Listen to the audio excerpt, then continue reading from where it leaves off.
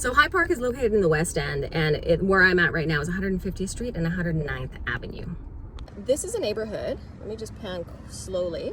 You see a cute little 1950s house right there. Decent shape, but as you go through High Park, what you're going to notice is there are quite a few, there's teardowns, right, that are not well kept. Look at the roof on that, right? Totally unkept. That's going to be teardown, which is infill opportunity. The one beside, through time, infill opportunity as well. And you're going to see there are a couple infills going up right there. So I really like High Park. If anybody is looking as an investor to do infill, this is a place to come because the price point's still really good. The house we just looked at is like $334. If you find a teardown in here, as long as the lot is large enough, I mean, you can get these still under $300,000. And then you're selling, you can sell these high fours probably, I'm not sure if you can get into low fives yet. So that's what I like this neighborhood for. And I also like Queen Mary Park a lot for that as well.